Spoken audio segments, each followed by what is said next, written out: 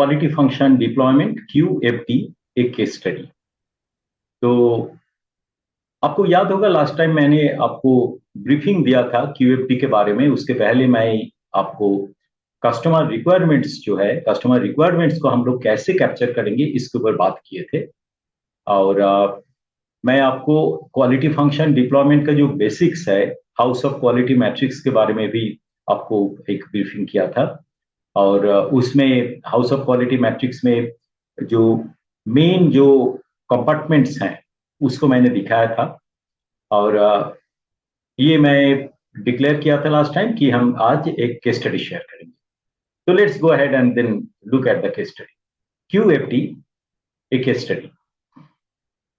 तो पॉइंट ये आता है कि मैं अचानक आप लोगों को ये पिक्चर क्यों शेयर कर रहा हूं, उसके पीछे एक रीजन है। आप सबको पता होगा कि ये जो जो त्योहार है, ये त्योहार को भारत में कई जगह में सेलिब्रेट किया जाता है।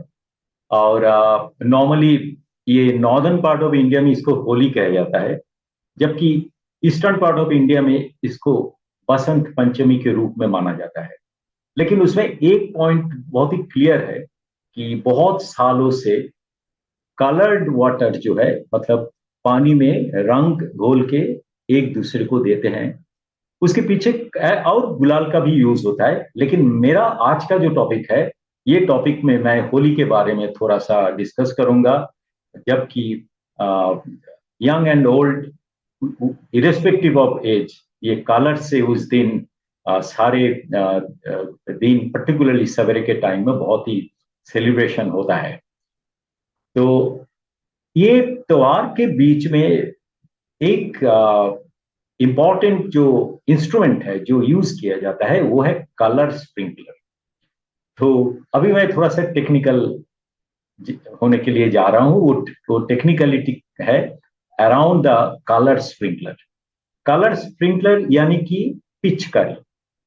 पिचकारी जिससे बच्चों या तो बड़े कोई भी इसमें पानी में कलर घोलकर फिर इसको पिचकारी में लिया जाता है और एक दूसरे के ऊपर ये कलर स्प्रिंकल करते हैं, फेंकते हैं। तो ये जो कलर स्प्रिंकलर है, इसको अगर हम लोग क्वालिटी फंक्शन डिप्लॉयमेंट में लेते हैं एक एग्जाम्पल के हिसाब से, तो हमारा कस्टमर कौन रहेगा? मैं अभी कस्टमर को थोड़ा सेगमेंटाइज कर रहा हूं। कस्टमर हमारे लिए बच्चे जो है करीबन 10-12 साल तक जो बच्चे हैं, girls and boys both category, तो वो हमारा कस्टमर है। और हमारा जो फैक्ट्री है, मान लीजिए कि वो एक पिचकारी यानी कलर स्प्रिंकलर को मैन्युफैक्चर करने के लिए जा रहे हैं। तो आपके सामने दो डिफरेंट कलर का स्प्रिंकलर जो है वो मौजूद है। तो ये जो कलर स्प्रिंकलर है, इसको बनाने के पहले, मतलब डिजाइन के पहले, हम लोग कस्टमर के पास गए थे, यानी कि बहुत सारे बच्चों को हम लोग सर्वे किए थे, उनको सवाल किया गया था। और सवाल में उनको यही सवाल किया गया था कि ये कलर स्प्रिंकलर जो आपके सामने है, हम लोग दिखाए थे उनको।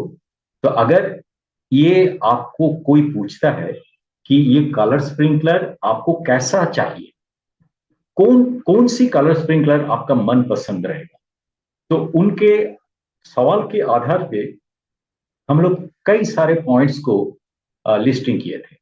आपके साथ अभी वो टॉपिक के साथ साथ ये डिस्कशन थोड़ा टेक्निकल हो रहा है। और वो list of customer expectations and requirements product है कलर स्प्रिंकलर, और हमारा टारगेट सेगमेंट है up to 12 year old boys and girls.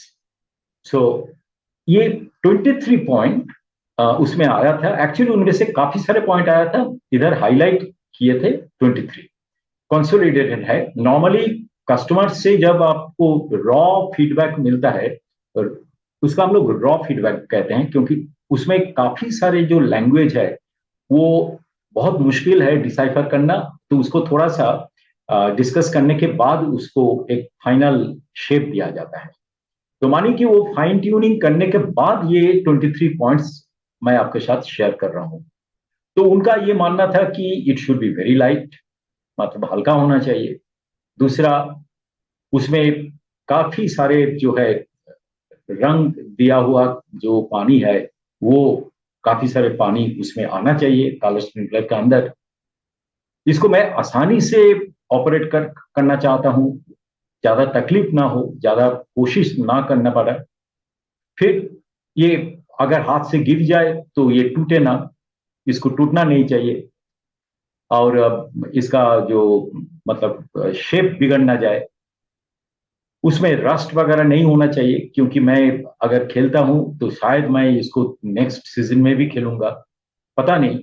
तो जैसे जैसे जो जो कस्टमर से जो जो कमेंट आया, वो मैं आपके साथ उसका एक मेजोरिटी पोर्शन शेयर कर रहा हूं। तो हो सकता है कि एक रिक्वायरमेंट दूसरे रिक्वायरमेंट के साथ contradictory, but it doesn't matter. We have to finally screen it, filter it and then use it. फिर ये क्विक पंपिंग, इसका पीछे एक हिस्ट्री है। मानी कि ओपोनेंट जो, एक बच्चा जब ओपोनेंट को देखता है, मतलब दूर से आ रहा है उनका टारगेट, तो वो टारगेट विजिबल डायरेक्शन जो है, मतलब उनके एक्शनेबल रेंज के अंदर आने के पहले उनको स्प्रिंकलर में पूरा जो रंगीन पानी जो है उसको कलर स्प्रिंकलर के अंदर लेना चाहिए। तो इतना फास्ट उनका पंपिंग करना होगा, उतना नहीं तो वो जो टारगेट है वो आके उसको टपक देगा।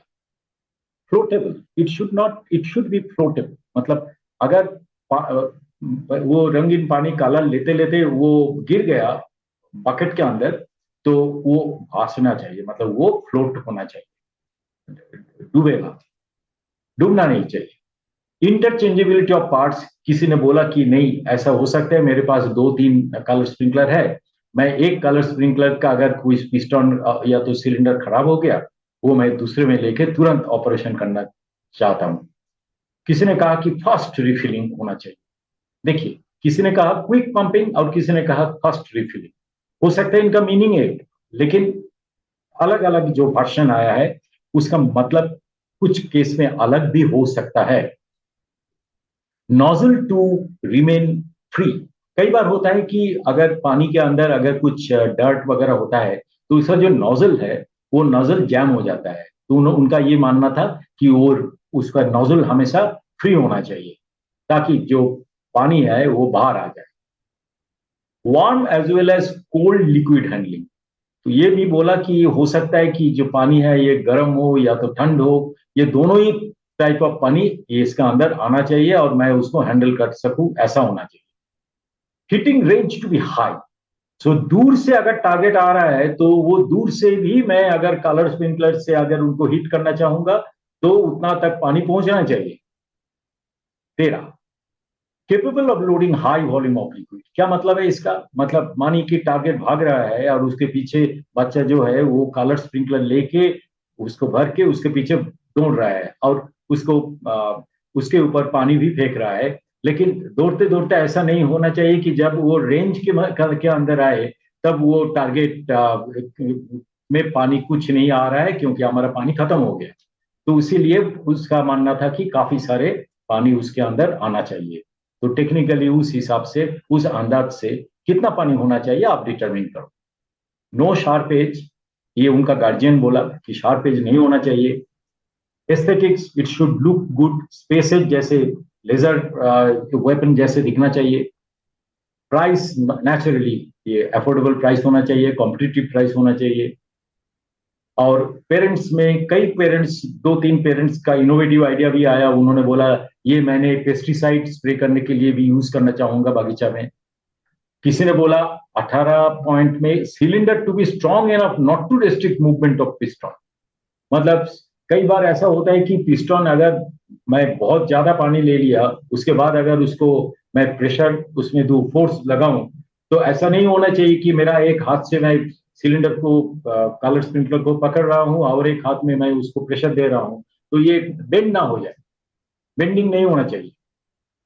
19 to sustain non axial force also, मतलब अगर एक्सियल फोर्स में ना हो, बच्चा उसको घुमा दिया, नीचे की तरफ देके उसको प्रेशर दे रहा है, तो भी वो उसको सस्टेन करना चाहिए, ब्रेक नहीं होना चाहिए।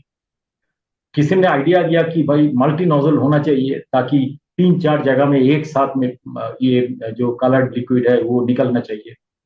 और किसी ने कंप्लेन किया ये हैंडल काफी स्लिपरी हो जाता है, उसी लिए हाथ स्लिप हो जाता है, ठीक टाइम पे मुझे ये पकड़ नहीं होता है।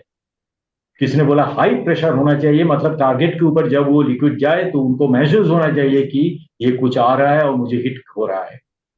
और ज्यादातर लोग बोला कि लाइफ एक सीजन होने से काफी है।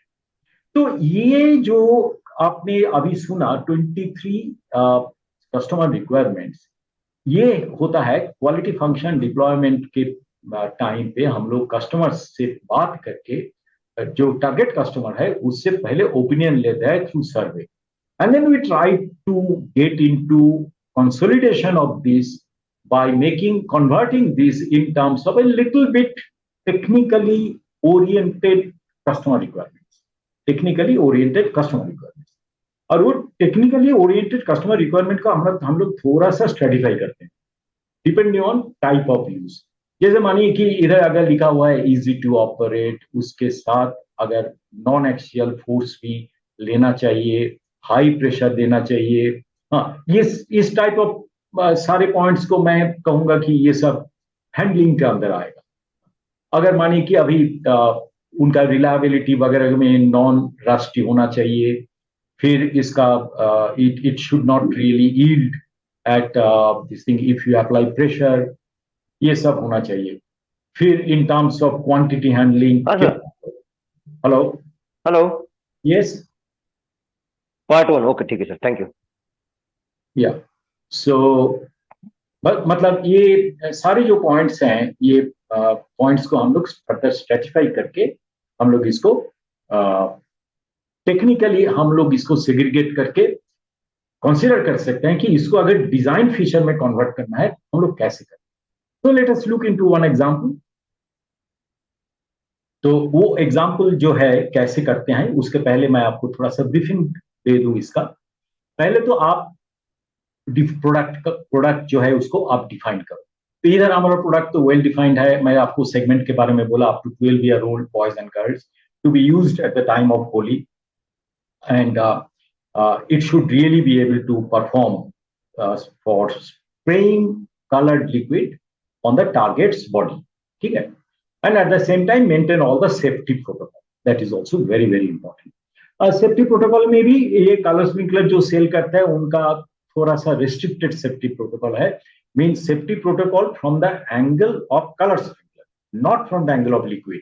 Liquid is not actually in the domain of the color sprinkler manufacturer, you have to remember that। तो प्रोडक्ट का जो मार्केट है उसको डिफाइन करने के बाद हम लोग डिटरमिन कंपनी और रेगुलेटरी रिक्वायरमेंट। इसके अंदर रेगुलेटरी रिक्वायरमेंट प्लास्टिक के संदर्भ में या तो फोर्स के बारे में, ये सब अगर कुछ रेगुलेटरी रिक्वायरमेंट है उसको हमें जानना चाहिए और उसको डिजाइन कंसिडरेशन में लेना चाहिए। फिर डिटरमिन कस्टमर डिजायर्स, जैसे मैंने आपको बोला कि रिक्वायरमेंट्स क्या है कस्टमर का, वो मिलने के बाद आप काफी सारे पॉइंट के ऊपर आप नजर दे सकते हो। क्या क्या?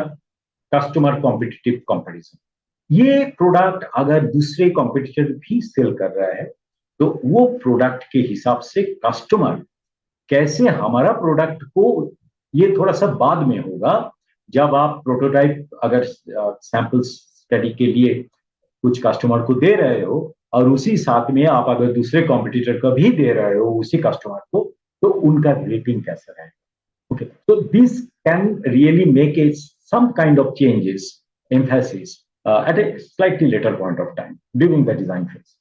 Next, service complaint। So this can be done, service complaint, when you have introduced the product and you are thinking of making a revision, that time you can consider the service complaint and in a big way competitive comparison also। Otherwise, substitute quality characteristics or in engineering terms, मतलब जो customer का requirement है वो customer requirement को अगर हमने अभी convert किया इंजीनियरिंग टर्म्स में, जैसे लोग बोल रहे हैं कि बच्चे बोल रहे हैं कि हमें काफी सारे लिक्विड अंदर होना चाहिए, उसका मतलब हम ये समझ सकते हैं कि जो सिलेंडर आप दोगे उस सिलेंडर का क्यूबिक सेंटीमीटर में, क्यूबिक मिलीमीटर में कितना कैपेसिटी होगा। अगर बच्चे ये बोल रहे हैं कि हमें फोर्स ज्यादा नहीं होना चाहिए। तो कितना केजी फोर्स, कितना ग्राम्स फोर्स एक्चुअली हमारा लिमिट होना चाहिए, ताकि फोर्स भी सही रहे और जो हीटिंग रेंज है वो भी सही रहे। तो इट इज क्वाइट चैलेंजिंग होगा एक्चुअली। तो इसको कहता है substitute quality characteristics engineering terms, जब हम कस्टमर के रिक्वायरमेंट को कन्वर्ट कर देंगे इन इंजीनियरिंग टर्म्स। फिर हम लोग बात करेंगे कस्टमर डिजायर के ऊपर, कस्टमर का इंपॉर्टेंस रेटिंग।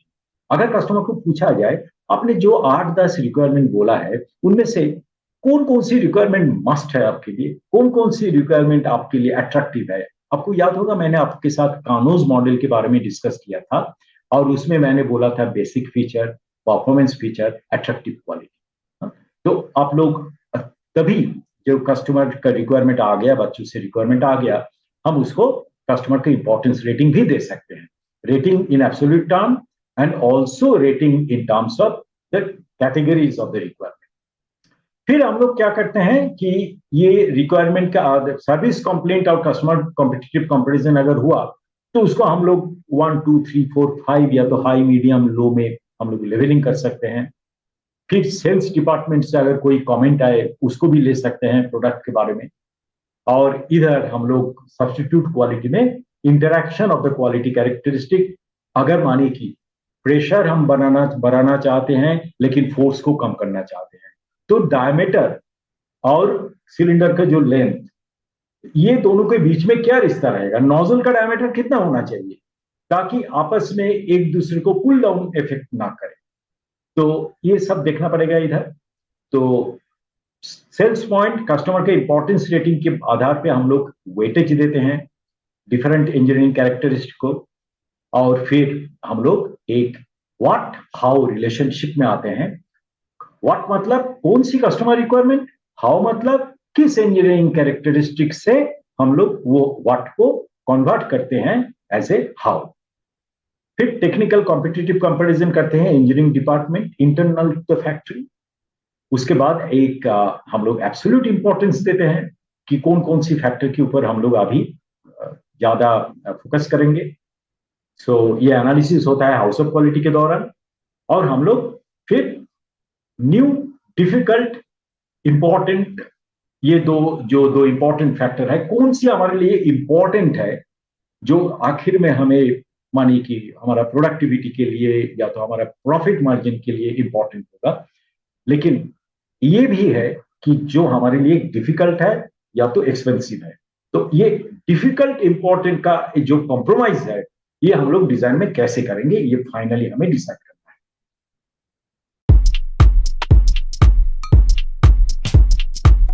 ये आपके सामने जो दिख रहा है, this is a typical example जो मैंने बनाया है for quality function deployment as applicable to a colour sprinkler. तो हो सके तो आपका स्क्रीन जो है उसको थोड़ा सा आप एनलार्ज कर लो। तो अभी पहले मैं कस्टमर का जो रिक्वायरमेंट्स पार्ट है जिसको हम कहते हैं व्हाट्स, उसके ऊपर थोड़ा सा नजर देंगे। और इसमें सारे कैरेक्टरिस्टिक्स हम लोग नहीं लिए हैं, otherwise it will become very big actually. If you see a typical Toyota's quality function deployment matrix, it goes a huge paper. That means if you really spread it out on a floor, it may easily occupy 10 to 12 feet, 10 feet by 12 feet. So I wanted you to just understand it, so I have just limited it to couple of customer requirements. ठीक है, तो ये जो है अपना customer requirements, इसको हम लोग 3 कैटेगरी में बांटा है। Ease of operation, ease of operation के अंदर long heating range, the water jet और coloured water jet to last long. Range एक बात है और हम लोग बोल रहे हैं कि इट शुड लास्ट लॉन्ग। समझिए ये दोनों में काफी फर्क है एक्चुअली। तीसरा, pumps in liquid first, pumps in liquid first ease of operation के अंदर। फिर less operating friction. So less operating friction means जब वो पुश कर रहा है लिक्विड को तो he should not really face any friction, उसको रेजिस्टेंस फीलिंग नहीं होना चाहिए, it should be smooth, that is what. Performance के अंदर no spillage from back side. कभी ऐसा होता है कि जब वो पुल बैक करे पानी कलर्ड लिक्विड को फिल करने के टाइम में, तब वो उछल के लिक्विड उनके शरीर पे आ जाता है। फिर इजीली मैनेजेबल साइज, आप बच्चों के लिए सोचिए, 5-6 साल उम्र का भी सोचिए कि the kid should be able to manage it comfortable. Aesthetics में it should look ultra modern, maybe space age is the right kind of word. इधर देखिए आप, ये होता है from engineering view point, company measures. Company बोल रहे हैं कि इसको अगर मुझे इंप्लीमेंट करना है फ्रॉम इंजीनियरिंग पर्सपेक्टिव, तो मुझे कुछ इंजीनियरिंग टर्म को यूज करना है। जैसे मानिए कि जेट प्रेशर, जो जेट निकलेगा वाटर जेट, उसका प्रेशर कितना होगा, maybe in kg per centimetre square. Jet force kg force में। फिर vacuum created, maybe again centimetres of mercury. फिर suction force, maybe again in kg force. फिर release force again kg force. Total length maybe in centimetres और millimetre, maybe release time in seconds, maybe weight in grams, okay, may be diameter in centimetre और millimetre. तो अभी जो quality function deployment है, उसमें हम लोग customer का व्हाट को हम लोग देखते हैं in terms of a relationship matrix with the engineering characteristic. जैसे long heating range is considered by the designers as a strong relationship. Why strong? Because they are saying long heating range होने के लिए हमारा jet pressure बहुत अच्छा होना चाहिए। तो similarly they are saying that jet force के साथ लॉन्ग हीटिंग रेंज का वीक रिलेशनशिप है, उसके लिए ट्रायंगल यूज किया, ठीक है। और उसी लॉन्ग हीटिंग रेंज के साथ रिलीज फोर्स का एक वीक रिलेशनशिप है। फिर हम देखते हैं जेट टू लास्ट लॉन्ग के साथ स्ट्रॉन्ग रिलेशनशिप है रिलीज टाइम का, यानी कि अगर जेट को लास्ट काफी टाइम रखना चाहिए तो रिलीज टाइम भी काफी टाइम होना चाहिए, ठीक है। पंप्स इन लिक्विड फास्ट, इसके साथ है सक्शन फोर्स। सक्शन फोर्स अगर कम हो तो शायद वो पंप इन लिक्विड फास्ट, नहीं, फोर्स अगर ज्यादा हो तो शायद वो लिक्विड को फास्ट अंदर लाएगा। मीडियम रिलेशनशिप क्या है? Single circle, single line circle. यह है कि पंप्स इन लिक्विड फास्ट के साथ रिक्वायरमेंट के साथ वैक्यूम क्रिएटेड का एक मीडियम रिलेशनशिप है, ठीक है। फिर लेस ऑपरेटिंग फ्रिक्शन के साथ सक्शन फोर्स, फिर रिलीज फोर्स। ये रो देखिए, no spillage from back side, it is a blank row, यानी कि इंजीनियरिंग डिपार्टमेंट ये कस्टमर रिक्वायरमेंट के साथ कोई भी इंजीनियरिंग कैरेक्टरिस्टिक को ढूंढ नहीं पाए, तो शायद उनको इसके ऊपर नजर देना पड़ेगा। तो ये अनफुलफिल्ड कस्टमर रिक्वायरमेंट की तरफ लिखा जा सकता है, लेकिन कंपनी ज्यादा इसके ऊपर महत्व ज्यादा नहीं दे रहे हैं इसके ऊपर इंपॉर्टेंस, क्योंकि कस्टमर का इंपॉर्टेंस रेटिंग है सिर्फ 1।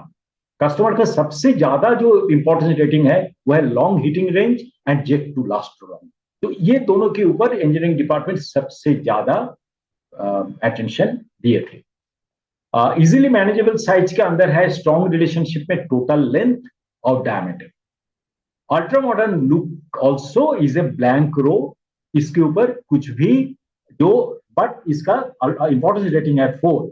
लेकिन अब हम लोग जो इंजीनियरिंग कैरेक्टरिस्टिक को सिलेक्ट किए हैं उसमें इसके ऊपर कोई भी इंजीनियरिंग पॉइंट नहीं है। तो अभी देखते हैं कि कस्टमर का अगर कंप्लेंट है, it is suppose it is an existing product, तो ये सब कस्टमर को व्हाट के अगेंस्ट में, कस्टमर का कंप्लेंट के हिसाब से हाई, लो, मीडियम, लो, ऐसे हम लोग रेटिंग दिए हैं। और ये साइड में एक्सट्रीम राइट साइड में आप देख सकते हो, हमारा कॉम्पिटिटर है ट्रायंगल, हम है सर्कल। तो ये ट्रायंगल के साथ ये ट्रायंगल का कंफ्यूजन मत कीजिए, ये अलग है, ये बिल्कुल अलग है। इसमें कस्टमर को पूछा गया है कि आपका जो रिक्वायरमेंट है, ये अगर आप हमारा प्रोडक्ट को देखो और कॉम्पिटिटर प्रोडक्ट को देखिए, कॉम्पिटिटर एक्स का प्रोडक्ट देखिए, किसका अच्छा है। तो कस्टमर ने बोला कॉम्पिटिटर का प्रोडक्ट अगर लॉन्ग हीटिंग रेंज में 4 है तो आपका सिर्फ 2 है। लेकिन नेक्स्ट में जेट टू लास्ट लॉन्ग में कस्टमर ने बोला आप आगे है 4, लेकिन कॉम्पिटिटर भी उतना खराब नहीं है, वो 3 है। तो इसमें ज्यादातर मतलब नजदीक नजदीक है। सिर्फ पहला पॉइंट जो कि एक बहुत ही इंपॉर्टेंट स्ट्रेटेजिक पॉइंट है, उसमें कॉम्पिटिटर काफी आगे है। तो हो सकता है उसीलिए कॉम्पिटिटर का शेयर भी अच्छा हो। बाकी जो पॉइंट है, ये पॉइंट में हमारा बहुत अच्छा है, easily manageable size.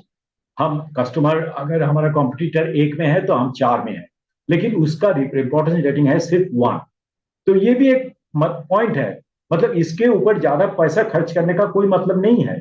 May be we are overdoing it. वो भी स्ट्रेटेजिकली हमें देखना पड़ेगा, क्या इसको करने के लिए हम कितना कॉम्प्रोमाइज कर चुके हैं। जो कॉम्प्रोमाइज अगर इधर हम लोग लॉन्ग हीटिंग रेंज के ऊपर दे, शायद strategically this product could be much better acceptable to the customers. Ultra modern look, जैसे मैंने बोला कि हमारा कॉम्पिटिटर हमारे हमसे काफी आगे हैं और हम उसके ऊपर नजर भी नहीं दिया, और हमारा कोई भी इंजीनियरिंग कैरेक्टरिस्टिक हमें नहीं मिला उसको एड्रेस करने के। तो मैं आपको वाट के ऊपर बात किया, एसोसिएशन मैट्रिक्स के ऊपर बात किया, कॉम्पिटिटर रेटिंग के ऊपर बात किया। अभी मैं इसका जो कोरिलेशन मैट्रिक्स यानी क्राउन, जो कि उनका जो क्राउन है, ये मैट्रिक्स का क्राउन है, उसका जो उपयोग है उसके बारे में बताता हूं। ये है, ये सारे इंजीनियरिंग कैरेक्टरिस्टिक जो है वाट को जब हमने हाउ में कन्वर्ट किया, ये हाउ का आपस में रिलेशनशिप, इसमें आप देखोगे ये हाउ का जो आपस में रिलेशनशिप है, इसमें पॉजिटिव रिलेशनशिप भी हो सकता है, नेगेटिव रिलेशनशिप भी हो सकता है। ये नेगेटिव का मतलब है, अगर किसी फैक्टर, माने कि ये केस में अगर हमारा जेट प्रेशर अगर ज्यादा हो हो सकता है कि मैं मेरा release time in that case कम हो। You understand that if the jet pressure is high, the release time would be low. If the jet pressure is low, maybe the release time will be, in that case, will be high. और तो इसमें अपना जो relationship, आपस में जो relationship है वो तैयार हो जाता है। और इसमें बहुत इंपॉर्टेंट पॉइंट ये है, ऑप्टिमाइज करने के लिए हम लोग ये कोरिलेशन मैट्रिक्स को हम लोग यूज कर सकते हैं। मतलब इंडेफिनेटली अगर जेट प्रेशर को बढ़ा दे तो हमें ये भी देखना पड़ेगा कि भाई रिलीज टाइम कम ना हो, क्योंकि release time is also jet to last long is important factor, because customer ने रेटिंग दिया है 3 इसमें। तो ये आपस में रिलेशनशिप में नेगेटिव रिलेशनशिप है, पॉजिटिव रिलेशनशिप है। तो negative relationship, extreme negative relationship अगर है, बहुत ही स्ट्रॉन्ग नेगेटिव है, तो आप इसमें एक क्रॉस विथ सर्कल, और जैसे मैंने आपको बोला था, स्ट्रॉन्ग है concentric circle or circle with a dot, and medium positive है only a circle। तो मैं आपको वाट के बारे में बताया, हाउ के बारे में बताया, हाउ में जो इंजीनियरिंग कैरेक्टरिस्टिक है उसका आपस में रिलेशनशिप के बारे में बताया। फिर मैंने कॉम्पिटिटिव रेटिंग के बारे में बताया कि हमारा प्रोडक्ट और कॉम्पिटिटर का रेटिंग, कॉम्पिटिटर का प्रोडक्ट, ये दोनों को हर एक कस्टमर का वाट के अगेंस्ट में कैसे हम लोग कस्टमर उसको कंपेयर किए हैं। नीचे जो है वो है organisational difficulty as seen by the engineering department and as seen from the costing angle also. तो इसमें देखिए ये सारे जो इंजीनियरिंग कैरेक्टरिस्टिक है, इसको लागू करने में कितना डिफिकल्टी होता है वो इंजीनियरिंग डिपार्टमेंट ने बोला है इधर। जैसे इंजीनियरिंग डिपार्टमेंट ने डिक्लेयर किया, भाई वैक्यूम जो है उसको क्रिएट करने में बहुत तकलीफ होता है, डिफिकल्ट है ये, क्योंकि इसके साथ काफी सारे फैक्टर जुड़ा हुआ है। नेक्स्ट बोल रहे हैं कि रिलीज टाइम को मेंटेन करना भी डिफिकल्ट है, और जेट प्रेशर उससे थोड़ा कम है लेकिन ये भी डिफिकल्ट है। बाकी सारे फैक्टर में उतना मतलब डिफिकल्टी नहीं है। फिर इंजीनियरिंग डिपार्टमेंट कस्टमर का जो रेटिंग है उसको एक साइड में रख के बिना देखे इंजीनियरिंग डिपार्टमेंट का भी ओपिनियन लिया जाता है कि आपको क्या लगता है, अगर आप कस्टमर का वाट को ना देखो, आपका इंजीनियरिंग कैरेक्टरिस्टिक को देखो और आपका कॉम्पिटिटर को देखो, फिर आपको क्या लगता है कि कौन सी फैक्टर के ऊपर हम आगे हैं, या तो आप कैसे सोचते हो कि आपका कॉम्पिटिटर कहां पर आगे है। तो आप देखोगे इधर, जैसे इंजीनियरिंग डिपार्टमेंट ने बोला कि हम लोग काफी आगे है जेट प्रेशर के मामले में, लेकिन आप देखो जेट प्रेशर जो कि एक positive relationship, strong positive relationship है लॉन्ग हीटिंग रेंज में, उसमें कस्टमर अपना कॉम्पिटिटर को काफी आगे रखा। यानी कि ये पॉइंट में हमारा कस्टमर और इंजीनियरिंग डिपार्टमेंट बिल्कुल अलग सोच है। मतलब हमारा इंजीनियरिंग डिपार्टमेंट सोचते हैं कि हम बहुत नहीं, आई एम सॉरी, हमारा इंजीनियरिंग डिपार्टमेंट और हमारा कस्टमर दोनों ही एक ही बोलते हैं क्योंकि कस्टमर बोल रहे हैं कि कॉम्पिटिटर आगे हैं, engineering department also says that the competitor is far ahead, so there is no contradiction. So let us see whether contradiction is there in the next one, where there is a strong relationship. Let us see here. So as far as the suction force goes, pumps in liquid first. उधर मैं और हमारा जो competitor है दोनों लगभग same ही है, और हमारा हम थोड़ा सा ज्यादा है कस्टमर के हिसाब से. Let us see what our engineering department says. The engineering department is also saying by and large the same thing. Let us look at the release time, जिसमें कस्टमर जिसमें हमें आगे रखा है और कॉम्पिटिटर को पीछे रखा है. उधर देखिए इंजीनियरिंग डिपार्टमेंट भी हमें आगे रखा है और कॉम्पिटिटर को पीछे रखा है. And there is one more, that is total length. Total length का इंपॉर्टेंस रेटिंग है सिर्फ 1, और हम काफी आगे हैं एज पर द कस्टमर. और हमारा इंजीनियरिंग डिपार्टमेंट भी दिए हैं कि हम थोड़ा पीछे हैं. आई एम सॉरी, या हम थोड़ा पीछे हैं, हमारा कॉम्पिटिटर काफी आगे है. This is as far as the total length goes. तो अब देखिए इधर एक कॉन्ट्रडिक्शन हमें मिला कि कस्टमर सोच रहे हैं कि हम काफी अच्छा है कॉम्पिटिटर से, लेकिन इंजीनियरिंग डिपार्टमेंट सोच रहे हैं कि हम काफी पीछे हैं. यानी इंजीनियरिंग डिपार्टमेंट का एक गलतफहमी है, और इसका रेटिंग भी काफी कम है, 1 है सिंपली. तो शायद इसके ऊपर ज्यादा टाइम देना उचित नहीं है, ज्यादा एनर्जी, ज्यादा कॉस्टिंग देना उचित नहीं है, क्योंकि already we are doing quite well. तो ये सारे जो मतलब एनालिसिस है, ये नतीजा को सामने रख के हम इधर एब्सोल्यूट इंपॉर्टेंस देते हैं कि कौन सी इंजीनियरिंग फैक्टर को हम अभी सबसे ज्यादा देखेंगे. नेचुरली ये जो long heating range jet pressure जो कि 5 है, इसके ऊपर जहां पर हम लोग काफी पीछे है, इंजीनियरिंग डिपार्टमेंट इसको ये 5 दिया है. मतलब अभी इसके ऊपर हमें काम करना चाहिए. नेक्स्ट 4 रेटिंग दिया है. देखिए इधर जहां जहां हमें बिल्कुल रिलीज फोर्स के ऊपर कुछ भी स्ट्रॉन्ग रिलेशनशिप नहीं मिला है, तो उसको हमारा इंजीनियरिंग डिपार्टमेंट उसको बोला कि इसके ऊपर हमारा टाइम देना चाहिए, थोड़ा सा ऑल्टरनेट डिजाइन के ऊपर सोचना चाहिए.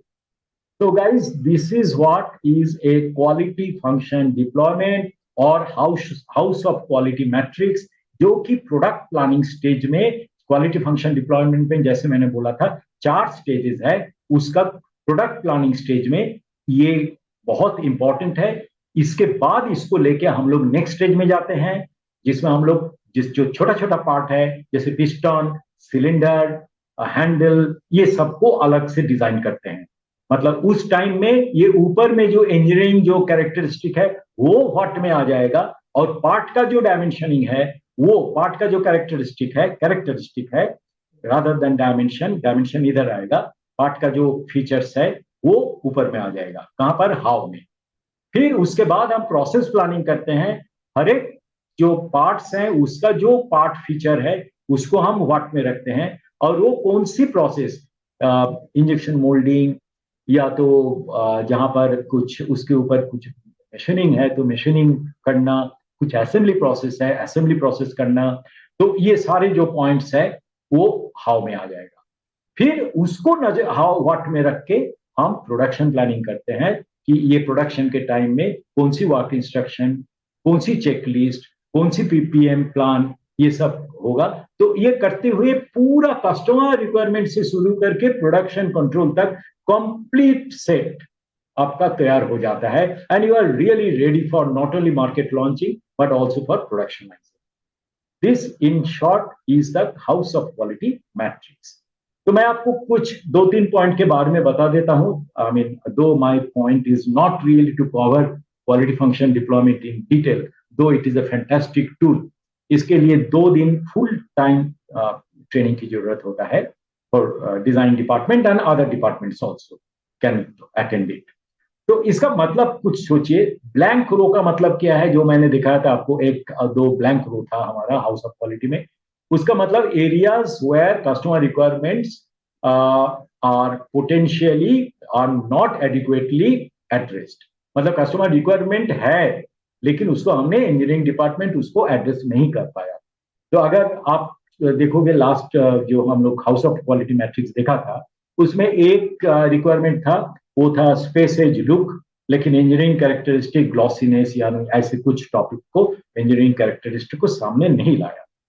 और एक है जो कि row with very few relationship same interpretation, row with large number of relationship just the other way around, मतलब काफी सारे इंजीनियरिंग कैरेक्टरिस्टिक उसको मीट करता है। तो उसका मतलब है कि शायद ज्यादा और एफर्ट देने का जरूरत नहीं है अगर कस्टमर वो रेटिंग को, कस्टमर आपका प्रोडक्ट को अच्छा बोलते हैं। तो ये केस में बीटा ट्रायल की जरूरत होता है क्योंकि कस्टमर का एक्सेप्टेंस के ऊपर सर्वे करना जरूरी है।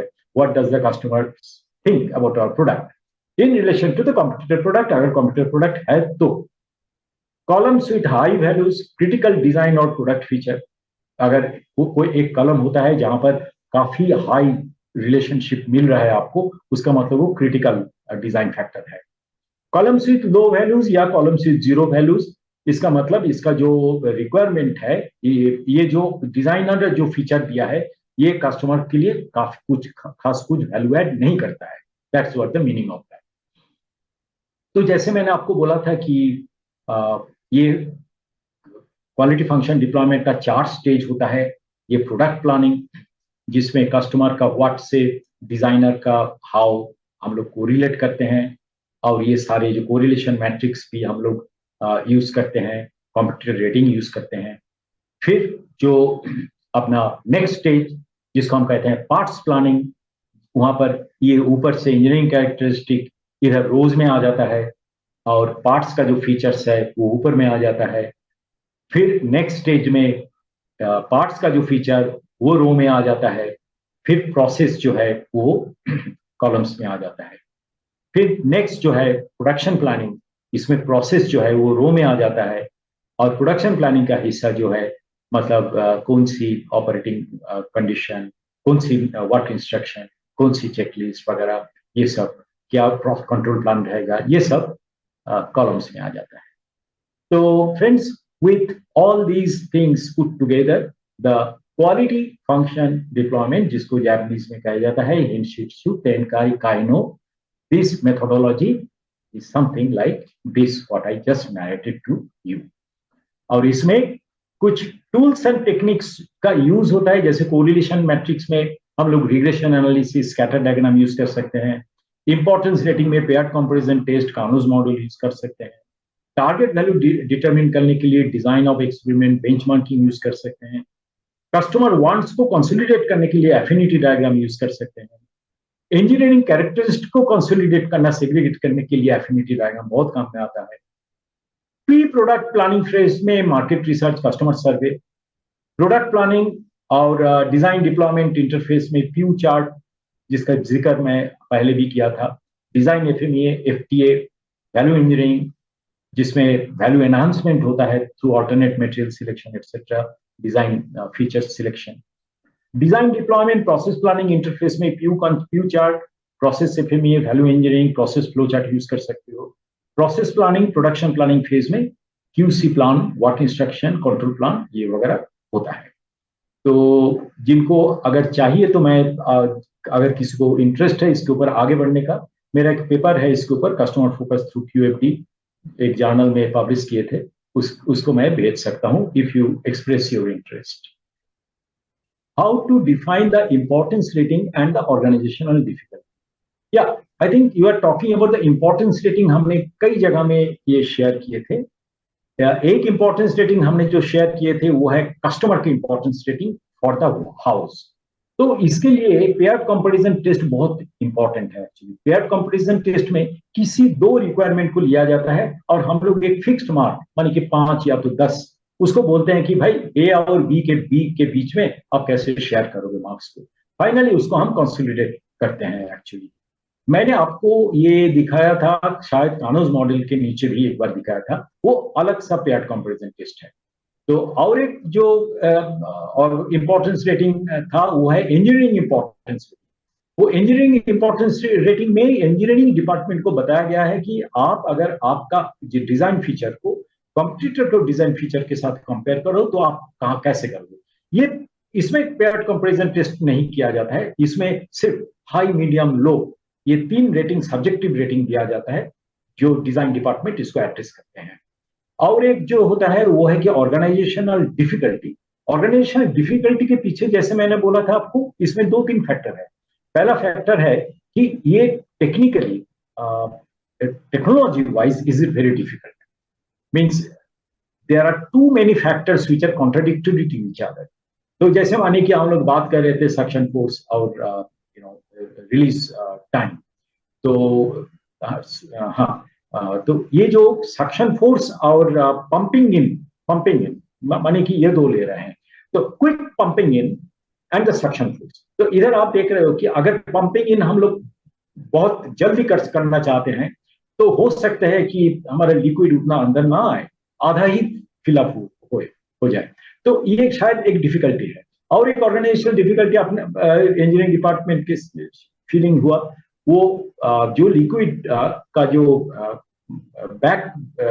मतलब वो बाहर आ जाता है पीछे की साइड से, वो मैनेज करना उनके लिए काफी डिफिकल्टी हो रहा था। तो ये organisational difficulty is decided by engineering department. वो कहते हैं कि with regard to technology deployment and with regard to costing, is it really difficult, or is it really very difficult to try it out, experiment, test it out? That also may be a problem. और may be हो सकता है कि आप इसको deploy करो, लेकिन हो सकता है रिलायबिलिटी एस्पेक्ट या तो सेफ्टी एस्पेक्ट में कुछ प्रॉब्लम आ जाए। So this is how engineering department decides based on a checklist, depending on the type of product, कि which is technically very difficult. So that is one, and from organizational angle, on top of that, as I said, it's cost factor, because these are all mass scale products. So इसमें costing बहुत ही matter करता है, profit margin सिर्फ कुछ पैसे में आता है। All right, I hope I have answered your question.